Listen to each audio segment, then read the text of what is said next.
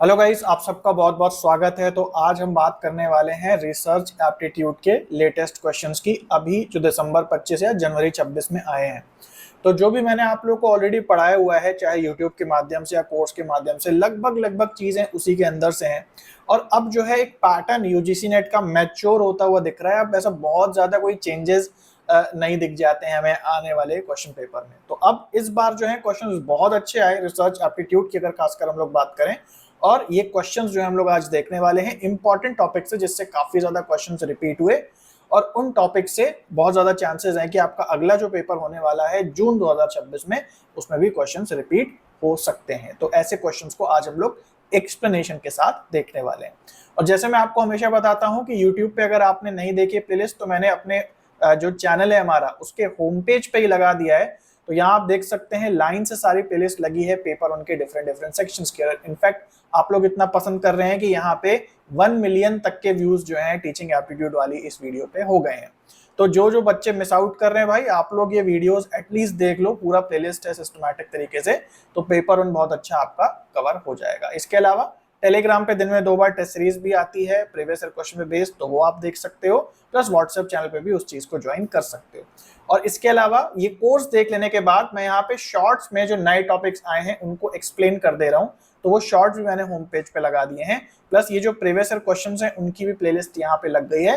तो previous year question की practice करनी हो, नए टॉपिक्स देखने हो, जो पहले से कोर्स बनाए वो देखना हो, सब कुछ आपको यहाँ होम पेज पे मिल जाएगा। और इसके अलावा जो हमारी पेड सर्विसेज है हमारी ऐप पे अवेलेबल है, चाहे वो फुल कोर्स या टेस्ट सीरीज हो, जिसके बारे में हम वीडियो के एंड में बात करेंगे। तो चलो आगे बढ़ते हैं और आज रिसर्च एप्टीट्यूड के लेटेस्ट प्रीवियस ईयर क्वेश्चंस देख लेते हैं। सो गाइस, ये क्वेश्चन ध्यान से देखिए, सैंपल से क्वेश्चन लिया गया है, दिसंबर 2025 का ये क्वेश्चन है। और प्रोबेबिलिटी सैंपलिंग से क्वेश्चन बना है रिसर्च एप्टीट्यूड में। असर्शन और रीजन दिया है, समझ लेते हैं कैसे क्वेश्चन होगा। असर्शन कह रहा है probability sampling is appropriate for quantitative research. तो ध्यान से समझना, मैंने आप लोग को पहले ही बताया है कि प्रोबेबिलिटी सैंपलिंग किससे जुड़ा है, क्वांटिटेटिव रिसर्च से। और नॉन प्रोबेबिलिटी सैंपलिंग जुड़ा है क्वालिटेटिव रिसर्च। तो ये बात सही है कि probability sampling equals to quantitative research. Reason, probability sampling helps in reducing bias in the selection of samples. तो क्या कह रहा है, प्रोबेबिलिटी जो हम लगाते हैं सैंपल को चुनते समय, वो क्या करता है, जब हम सैंपल्स का चयन करते हैं तो वहां बायसेस को रिड्यूस करता है। बायसेस मतलब कि पक्षपात या जो कुछ ऐसे कारण जिसकी वजह से सही सैंपल्स ना आ पाए, तो उन चीजों को दूर करता है। तो सही बात है, प्रोबेबिलिटी यानी कि शफल हम जब करते हैं, चीजों को रेंडमाइज करते हैं, ये सब प्रोबेबिलिटी कहलाता है ना।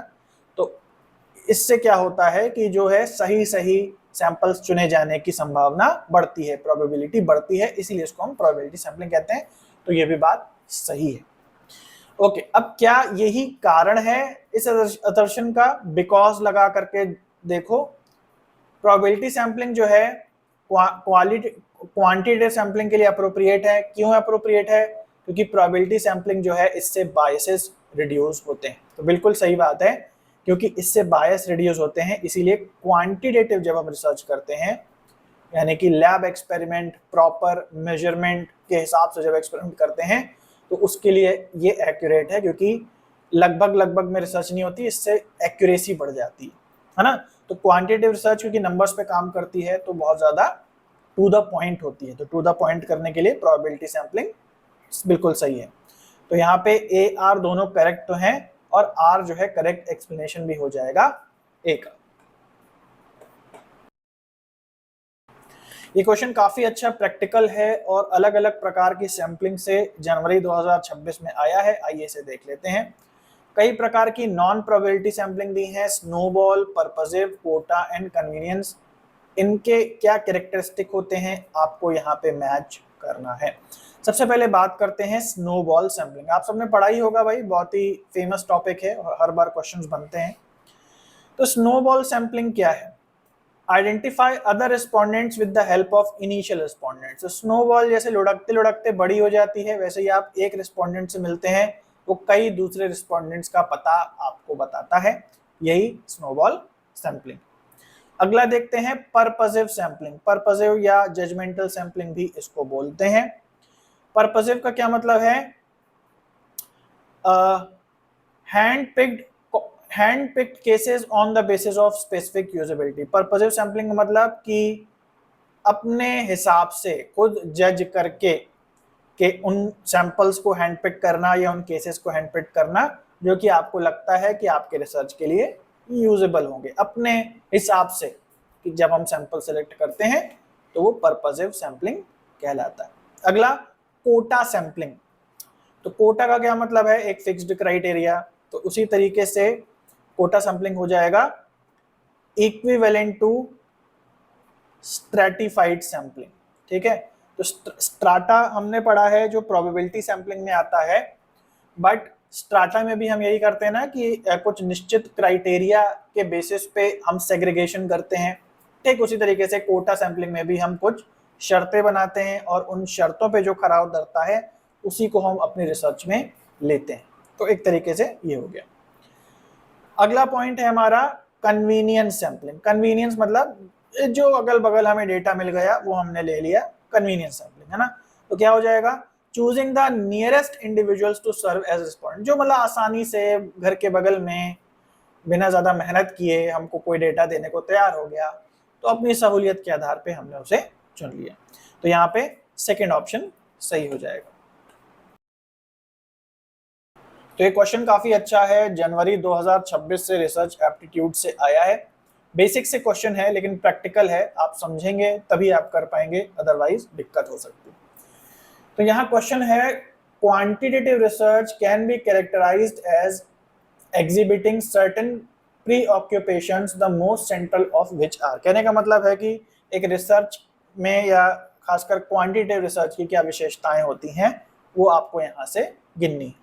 सबसे पहला कॉजैलिटी होती है। कॉजैलिटी मतलब कारण परिणाम का संबंध, कॉज एंड इफेक्ट का संबंध, जो कि इंडिपेंडेंट वेरिएबल और डिपेंडेंट वेरिएबल का होता है। तो सही बात है, क्वांटिटेटिव रिसर्च में ये चीज होती है। अगला रेप्लिकेशन। रेप्लिकेशन मतलब कि जो काम किसी ने किया है दूसरे कॉन्टेक्स्ट में उस सेम काम को रिपीट करना, तो रेप्लिकेशन पॉसिबल है, मैंने आप लोग को पढ़ाया है।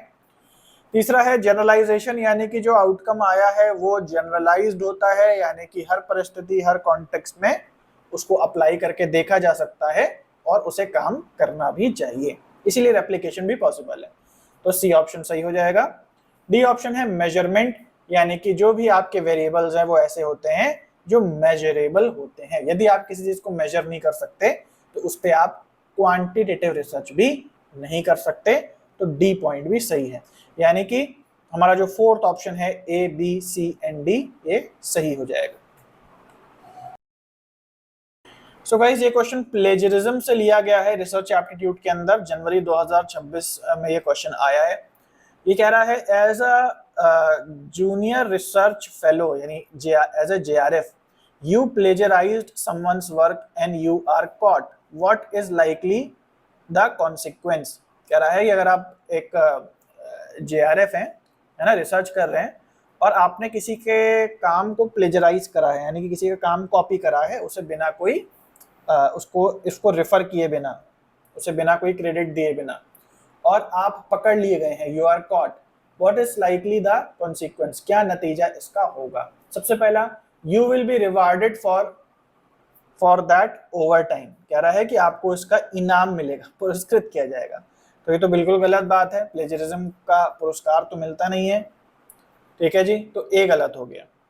अगला, the research article is retracted with public documentation explaining the reason. आपका जो रिसर्च आर्टिकल है जिसमें आपने प्लेजरिज्म किया है उसे रिट्रैक्ट कर लिया जाएगा, यानी कि उसे डाउन कर दिया जाएगा पब्लिक डॉक्यूमेंटेशन में और उसका आपको रीजन भी देना पड़ेगा। तो सही बात है कि आपका काम डाउन हो जाएगा या हटा दिया जाएगा। The institute funding your research takes disciplinary action. और जो भी आपको फंड मिल रहा है, पैसे मिल रहे हैं फेलोशिप वगैरह के, अब क्योंकि वो आपको पैसे दे रहे हैं कुछ जेन्युइन काम के लिए, आपने किसी को प्लेजराइज कर दिया किसी के काम को, तो यहाँ पे आपके ऊपर एक एक्शन लिया जाएगा। तो ये भी सही है। Your academic standing and reputation come into question. और आपकी जो रेपुटेशन है वो दाव पे लग जाएगी, यानी आपका नाम रिसर्च कम्युनिटी में खराब हो जाएगा। तो ये भी बात सही है ना। तो बी सी और डी सही होगा, यानी तीसरा ऑप्शन सही है। सो गाइस ये क्वेश्चन ध्यान से देखते हैं, जनवरी 2026 से ये क्वेश्चन जो है वो लिया गया है और यहाँ पे जो है रिसर्च एप्टीट्यूड में जो वेरिएबल के टाइप्स होते हैं उससे ये क्वेश्चन है और काफी प्रैक्टिकल क्वेश्चन है। थोड़ा अच्छे समझते हैं। कुछ वेरिएबल्स के नाम दिए हैं, independent variable, dependent variable, intervening variable and compounding variable, और यहाँ दूसरे वेरिएबल्स के नाम दिए हैं और इनसे आपको मैच कराना है कि कौन सा मैच होता है। Outcome variable, control, spurious and stands between independent and dependent variable. तो आइए सबसे पहले हम डिपेंडेंट वेरिएबल को देखते हैं, वो सबसे ज्यादा ऑब्वियस हमें लग रहा है। डिपेंडेंट वेरिएबल क्या है? तो मैंने आप लोग को पढ़ाया है आईवी होता है यानी इंडिपेंडेंट वेरिएबल और डीवी होता है डिपेंडेंट वेरिएबल। तो आईवी कारण होता है जबकि डीवी परिणाम होता है, और परिणाम को एक तरीके से हम आउटकम भी बोलते हैं कि उसका नतीजा जो है हमको बेसिकली डिपेंडेंट वेरिएबल से मिलता है। तो डिपेंडेंट को हम एक तरीके से आउटकम वेरिएबल भी बोल सकते हैं। तो बी का 1 हो जाएगा। ओके, अगला हम लोग देखते हैं इंटरवीनिंग वेरिएबल। ठीक है, इंटरवीनिंग वेरिएबल मैंने आप लोगों को पढ़ाया है, जो आईवी और डीवी के बीच में आए वो वेरिएबल क्या है? इंटरवीनिंग वेरिएबल है। ये चीज मैंने आप लोगों को पढ़ाई है, तो ये चीज यहाँ पे लिखी है तो आप देख सकते हो, stands between independent variable and dependent variable, तो ये इंटरवीनिंग वेरिएबल हो जाएगा। अगला है कंफाउंडिंग वेरिएबल। कंफाउंडिंग वेरिएबल को आप एक्सट्रेनियस वेरिएबल भी कह सकते हो, यानी कि वो वेरिएबल जो इस पूरे एक्सपेरिमेंट को खराब करने पे तुले रहते हैं, अपना बाहरी प्रभाव जो है वो डालते हैं, ऐसे वेरिएबल क्या है? कंफाउंडिंग वेरिएबल या एक्सट्रेनियस वेरिएबल। तो इन वेरिएबल्स को आप क्या कह सकते हो? स्पूरियस वेरिएबल भी कह सकते हो। स्पूरियस का क्या मतलब है? जो नेचुरल ना हो, बाहरी प्रभाव डाल रहा हो, प्राकृतिक संबंध ना दिखा रहा हो, बाहरी प्रभाव को दिखा रहा हो, ऐसे वेरिएबल को हम स्पूरियस वेरिएबल भी कह सकते हैं। तो इसका ये हो जाएगा। फाइनली बचा independent variable in true experiment design. तो इंडिपेंडेंट वेरिएबल को इन्होंने मिलाया है कंट्रोल वेरिएबल से। क्यों मिलाया है कंट्रोल वेरिएबल से? क्योंकि इंडिपेंडेंट वेरिएबल जो होता है उसे रिसर्चर क्या करता है? मैनिपुलेट करता है। मैनिपुलेट का क्या मतलब है? कि अपने हिसाब से कम ज्यादा करता है या अपने हिसाब से कंट्रोल करता है, जिससे कि वो प्रभाव नाप सके डिपेंडेंट वेरिएबल पे क्या पड़ रहा है। अगर आपने मुझसे पढ़ा है तो आप बिल्कुल अच्छे समझ पा रहे होंगे कि इंडिपेंडेंट क्या, डिपेंडेंट क्या, कंट्रोल क्या, मैनिपुलेशन क्या। अदरवाइज आप लोग को बेसिक्स पढ़ना पड़ेगा, और जो मेरा कोर्स है बेसिक यूट्यूब पे, उससे भी आप जरूर से पढ़ लें तो सारी बात क्लियर हो जाएगी।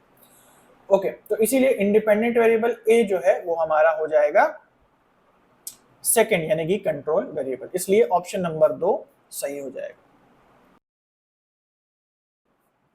ये क्वेश्चन ध्यान से देखते हैं, काफी प्रैक्टिकल क्वेश्चन है रिसर्च एप्टीट्यूड का। जनवरी 2026 से क्वालिटेटिव और क्वांटिटेटिव रिसर्च से क्वेश्चन आया है।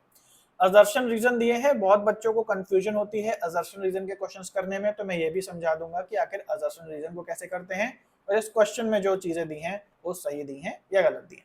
देखो, असर्शन रीजन करने का सबसे पहला जो स्टेप है वो ये है कि आपको असर्शन रीजन भूल के से स्टेटमेंट 1 और स्टेटमेंट 2 की तरह ट्रीट करना है, और ये देखना है कि स्टेटमेंट 1 ट्रू और है या फॉल्स है, और स्टेटमेंट 2 या रीजन ट्रू है या फॉल्स है। सबसे पहले आपको ट्रू और फॉल्स चेक करना है ना। असर्शन रीजन अभी भूल जाओ। तो सबसे पहले देखते हैं असर्शन क्या कह रहा है। Quantitative research has been subjected to many criticism by qualitative researchers. तो कह रहा है जो क्वालिटेटिव रिसर्चर्स हैं वो काफी ज्यादा क्रिटिक करते हैं, क्रिटिसिज्म करते हैं, किसका? आलोचना करते हैं किसकी? क्वांटिटेटिव रिसर्च की। तो कैसा क्यों होता है? ऐसा इसलिए होता है क्योंकि जो क्वालिटेटिव रिसर्च होती है ये डिटेल्ड होती है, क्वांटिटेटिव रिसर्च जो है ये डिटेल्ड नहीं होती। तो भाई जो रिसर्चर डिटेल्ड रिसर्च करता है, यानी कि जो क्वालिटेटिव रिसर्च करता है, जाहिर सी बात है कि वो आलोचना करेगा किसकी? शॉर्टकट वाली रिसर्च की, क्वांटिटेटिव रिसर्च की। अब क्यों उसको मैं शॉर्टकट वाली रिसर्च कह रहा हूं? क्योंकि इसमें मात्र नंबर के रूप में डेटा कलेक्ट करके काम जल्दी कर देते हैं, जबकि क्वालिटेटिव रिसर्च में लोगों का इंटरव्यू लेना पड़ता है, ऑडियो वीडियो टेक्स्ट लेना पड़ता है, और बहुत बड़ी और एक्सटेंसिव रिसर्च ये होती है। तो जाहिर सी बात है एक्सटेंसिव रिसर्च बेटर निकल के आती है शॉर्टकट यानी कि नंबर वाली रिसर्च से, क्वांटिटेटिव रिसर्च से। इसीलिए ये लोग क्या कहते हैं? इसकी क्रिटिसिज्म करते हैं। तो ये असर्शन ट्रू है या फॉल्स है? ये ट्रू है। ठीक है, तो ये ट्रू हो गया। अब रीजन पे पढ़ते हैं, ट्रू है या फॉल्स है चेक करते हैं। A natural science model is not appropriate for studying the social world. तो देखो भाई, जो क्वांटिटेटिव रिसर्च होती है उसको हम कहते हैं नेचुरल साइंस, प्राकृतिक विज्ञान, यानी कि प्रकृति में लॉज कैसे काम करते हैं, फिजिक्स मैथ्स कैसे काम करती है। तो नेचुरल साइंस जुड़ा हुआ है क्वांटिटेटिव रिसर्च से। इसके उलट जो क्वालिटेटिव रिसर्च होती है वो कौन सी साइंस होती है, वो सोशल साइंस होती है, सामाजिक विज्ञान होता है। तो जाहिर सी बात है कि यदि आप सोशल वर्ल्ड की स्टडी कर रहे हैं तो कौन सी रिसर्च ज्यादा सही होगी, सोशल साइंस सही होगी, यानी कि क्वालिटेटिव रिसर्च ज्यादा अच्छी होगी। इसीलिए यहाँ पे लिखा है कि नेचुरल साइंस बहुत अच्छा नहीं है, बहुत अप्रोप्रिएट नहीं है जब बात आती है स्टडी करने की किसी सोशल वर्ल्ड को। तो ये भी सही बात है, तो यानी ये भी ट्रू हो जाएगा। ठीक है, इसका मतलब क्या है, असर्शन भी ट्रू है और रीजन भी ट्रू है। अगर इनमें कोई भी स्टेटमेंट फॉल्स होता, असर्शन फॉल्स होता या रीजन फॉल्स होता तो हमारा क्वेश्चन यही सॉल्व हो जाता और थर्ड या फोर्थ में हमारा कोई आंसर सही हो जाता कि assertion correct, R is not correct, या A is correct, A is not correct, R is correct, है ना। यहीं पे बात हमारी कंप्लीट हो जाती। लेकिन जब दोनों ट्रू होते हैं, हमने ट्रू फॉल्स दोनों का चेक करा, असर्शन भी ट्रू है, रीजन भी ट्रू है, जब दोनों ट्रू होते हैं तो हम सेकंड स्टेप पे बढ़ते हैं, ये देखने कि क्या ये रीजन वाकई कारण है असर्शन का, है ना। क्या ये जो रीजन दिया है, मतलब आपको क्या करना है, असर्शन रीजन के बीच में बिकॉज लगा देना। बिकॉज का मतलब कि क्या वाकई बिकॉज के बाद कारण दिया हुआ है कि ये असर्शन का, तो ये इसको आपको सेंस करना है और उसके बेसिस पे आपको आंसर पिक करना होगा। अब देखो फिर से समझते हैं, यहां पे कह रहा है कि भाई जो क्वालिटेटिव रिसर्चर हैं वो क्वांटिटेटिव रिसर्च की क्या करते हैं, आलोचना करते हैं। क्या कारण है आलोचना करने का, क्या कारण है, क्योंकि भाई जो नेचुरल साइंस है वो बिल्कुल अच्छी नहीं है सोशल वर्ल्ड को स्टडी करने में। तो सही बात है कि नहीं, कि जो सोशल वर्ल्ड की यदि आप स्टडी करें और नेचुरल साइंस उसके लिए काम नहीं आती, यही कारण है कि क्वालिटेटिव रिसर्चर्स जो है वो क्वांटिटेटिव की आलोचना कर रहे हैं। तो सही बात है कि ये वाकई जो है रीजन बता रहा है ना। तो यहाँ पे क्या हो जाएगा, दोनों ए और आर करेक्ट हैं, सॉरी दोनों ए और आर करेक्ट हैं और आर जो है वो करेक्ट एक्सप्लेनेशन है ए का, है ना। तो जो रीजन है वो वाकई इस चीज का कारण बता रहा है या इस चीज को एक्सप्लेन कर रहा है। अगर नहीं कर रहा होता तो सेकंड ऑप्शन लेते, बट क्योंकि कर रहा है तो पहला ऑप्शन सही हो जाएगा।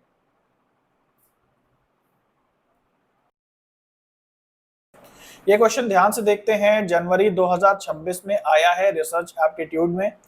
यहाँ पूछ रहा है कि जो क्वालिटेटिव रिसर्च होती है उसके कौन कौन से कैरेक्टरिस्टिक्स होते हैं, ये आपको बताना है इन ऑप्शंस में से। ठीक है, तो मैंने आप लोग को बहुत अच्छे से पढ़ाया है क्वालिटेटिव रिसर्च क्या है, क्वांटिटेटिव रिसर्च क्या है और उनके बीच में कौन कौन से कॉमन पॉइंट्स होते हैं।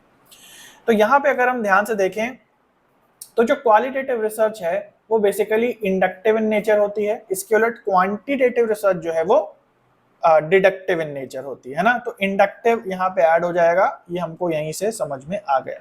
ओके, उसके बाद क्वालिटेटिव रिसर्च क्योंकि जो है बाहर जाके की जाती है, लोगों के बीच में की जाती है, तो यहाँ पे कॉन्टेक्स्ट बहुत ज्यादा मायने रखता है ना, लैब में नहीं होती। क्वांटिटेटिव रिसर्च लैब में होती है, क्वालिटेटिव लैब में नहीं होती, बाहर निकल के होती है, कॉन्टेक्स्ट स्पेसिफिक, इसलिए ये हो जाती है।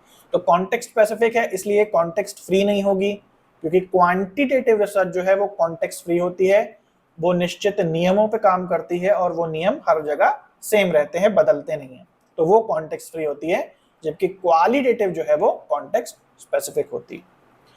अगला पॉइंट देखते हैं, रिसर्च टूल जो है वो मेन है या रिसर्चर जो है वो मेन है, वो की इंस्ट्रूमेंट है। तो क्योंकि क्वालिटेटिव रिसर्च जो है वो लैब में नहीं होती, लोगों के बीच में उनका डेटा कलेक्ट करके होती है, तो यहाँ पे रिसर्चर जो है वो मेन रिसर्च लिखने वाला है और उसके ऊपर निर्भर करता है कि किस प्रकार से वो रिसर्च को दर्शाएगा। तो यहाँ पे रिसर्चर जो है एक की इंस्ट्रूमेंट हो जाता है। इसका मतलब ऑप्शन नंबर ए, डी और ई ये सही है, यानी कि तीसरा ऑप्शन सही है। सो गाइस ये क्वेश्चन ध्यान से देखिए, जनवरी 2026 में बहुत ही प्रैक्टिकल क्वेश्चन है, टाइप्स ऑफ वेरिएबल से आया है रिसर्च एप्टीट्यूड में। तो यहाँ पे टाइप्स ऑफ वेरिएबल्स दिए हुए हैं 4-5, डिस्क्रीट, कंटिन्यूअस, ऑर्डिनल, नॉमिनल, और ये उनके एग्जांपल्स दिए हैं। प्रैक्टिकल क्वेश्चन है, अगर आपको डेफिनेशन का मतलब समझ में आता है तभी आप ये क्वेश्चंस कर पाएंगे। तो ये समझते हैं। सबसे पहले बात करते हैं डिस्क्रीट की। तो डिस्क्रीट वेरिएबल क्या है? वो वेरिएबल जो कि एक रेंज के अंदर कोई वैल्यू जो है निश्चित वैल्यू ही इंक्लूड हो सकती है। ऐसा नहीं है कि आप अनलिमिटेड वैल्यूज के अकर होने के चांसेस हो, तो ऐसा वेरिएबल डिस्क्रीट वेरिएबल है। तो यहां अगर हम एग्जांपल्स में देखें तो दिया है number of times a coin is flipped. एक कॉइन जो है वो कितनी बार फ्लिप किया जा सकता है। तो आप ध्यान से समझो कि वो एक बार फ्लिप किया जा सकता है, 2 बार फ्लिप किया जा सकता है, 3 बार, 100 बार एंड सो ऑन। कभी भी 101.1 बार फ्लिप नहीं किया जा सकता है। तो इसका मतलब कि अगर हम एक रेंज लें 1 to 100 तो उसमें कुछ निश्चित ही नंबर हैं जो यहाँ पे असाइन हो सकते हैं कि कॉइन कितनी बार फ्लिप किया जा सकता है।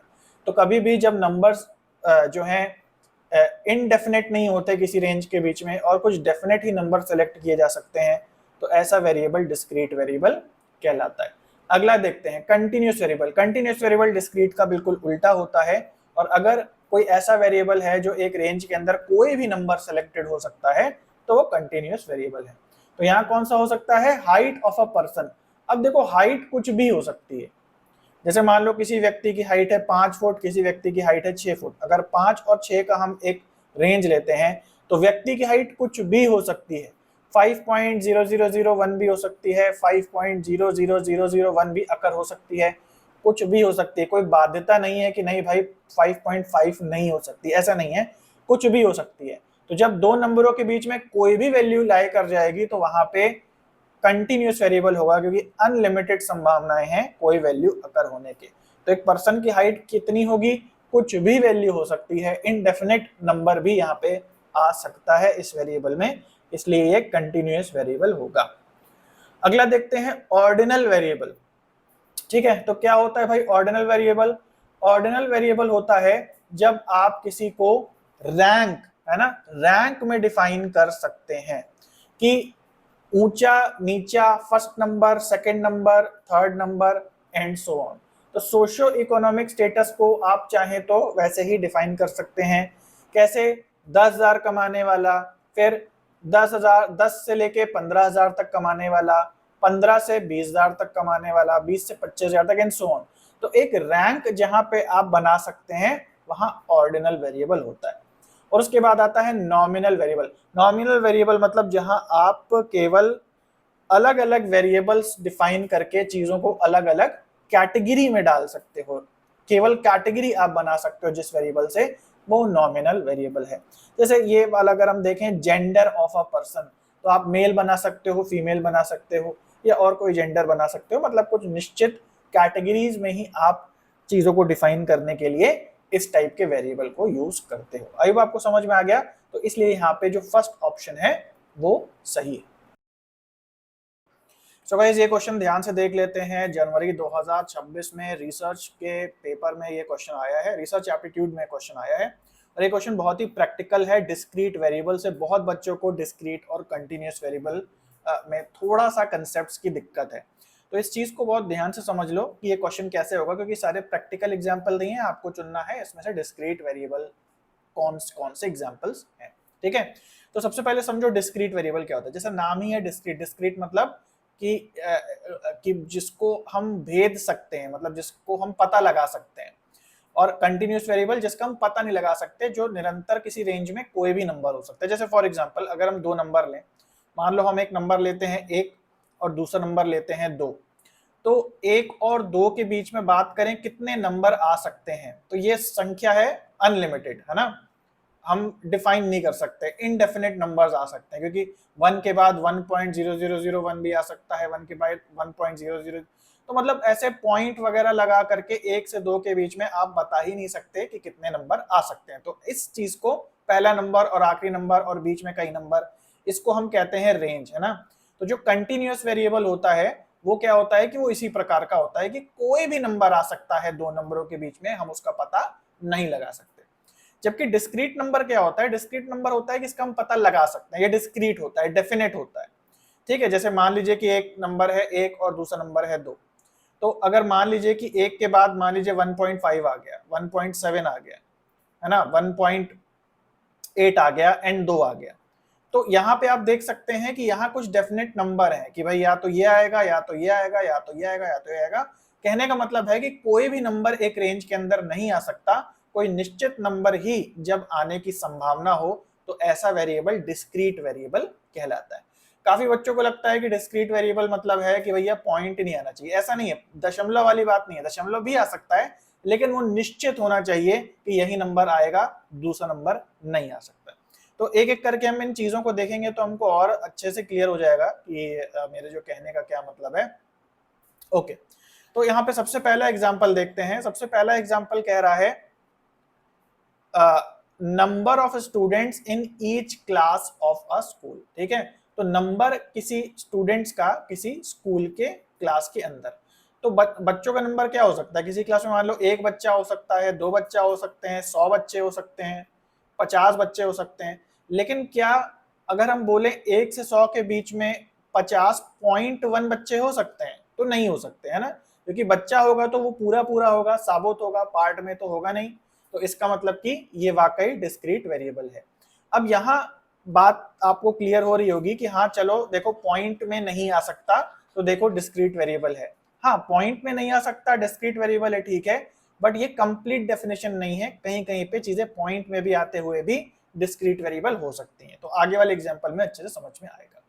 अगला पॉइंट देखते हैं, B point, number of heads obtained in 10 tosses of a coin. हमने 10 बार सिक्के को उछाला, 10 बार सिक्के को टॉस किया।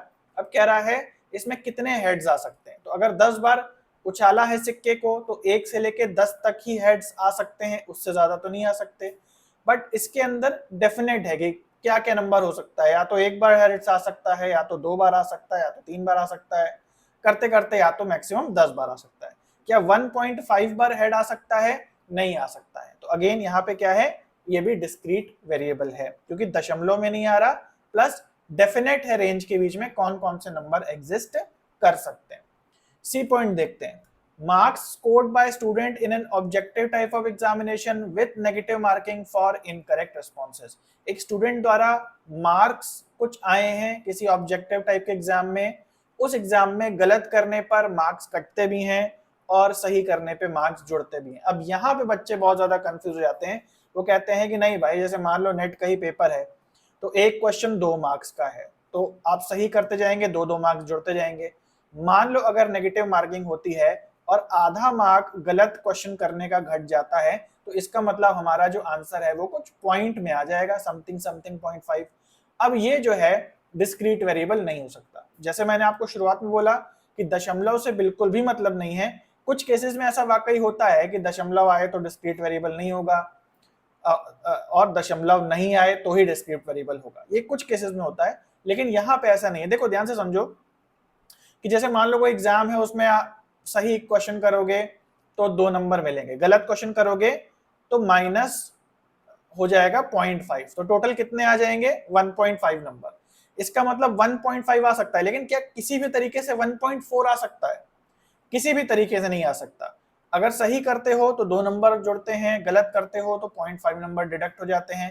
कोई भी आप हिसाब कर लो, इसमें 1.4 नहीं आ सकता। ठीक है, तो इसका मतलब इसमें भी रिस्ट्रिक्शन है कि कुछ नंबर आ सकते हैं और कुछ नंबर नहीं आ सकते, तो ये भी डिस्क्रीट वेरिएबल होगा। आयुब आप समझ गए, एक रेंज के अंदर अगर ऐसा है कि कुछ नंबर इंक्लूड हो सकते हैं, कुछ नहीं हो सकते हैं, तो वहां डिस्क्रीट वेरिएबल होगा।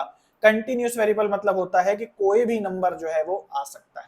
जैसे अगला पॉइंट देखें, डी पॉइंट, तो यह कह रहा है height of students in a school, बच्चों की हाइट एक स्कूल के अंदर। अब बच्चों की हाइट तो देखो कुछ भी हो सकती है, जैसे मान लो एक बच्चा है 40 किलो का, एक बच्चा है 50 किलो का। अब बीच में आप कोई भी नंबर डाल सकते हो, ऐसे नहीं कह सकते कि भाई 40.5 का तो कोई बच्चा नहीं हो सकता, बिल्कुल हो सकता है।